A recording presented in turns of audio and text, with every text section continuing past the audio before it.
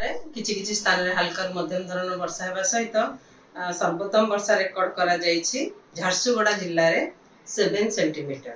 आगामी 4-5 दिन इवन 7 दिन वर्षा लगी रहिबो।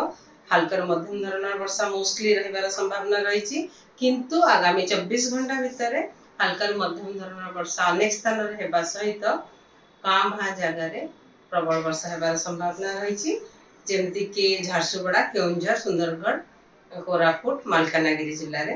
काली 11 तारीख और 12 तारीख 13 तारीख रे वर्षा बहुत कम रहिबार संभावना रही। हल्का मध्यम धरण वर्षा किछि किछि स्थान रे हेबार संभावना रही, ता सहित प्रबल वर्षार किछि भी वार्निंग दिया जाए नहीं। 14 तारीख रे वर्षार परिमाण बढ़िबार संभावना रही।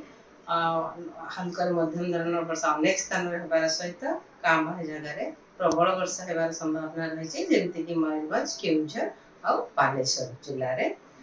15-16 तारीख रे भी वर्षा कंटिन्यू रहेबो। हल्का मध्यम धरण वर्षा अनेक स्थान रे हेबा सहित कां भां जगह रे प्रबल वर्षा हेबार संभावना रही। मोस्टली हमर उत्तर ओडिशा रे किछि किछि जिल्ला रे गोटे दुटा जगह रे प्रबल वर्षा हेबार संभावना रही। आज पर्यंत जो वर्षा रेकर्ड करा जायछि एबे पर्यंत हमर पूरा राज्य रे 622.2 मिलीमीटर रेन रेकर्ड करा जायछि।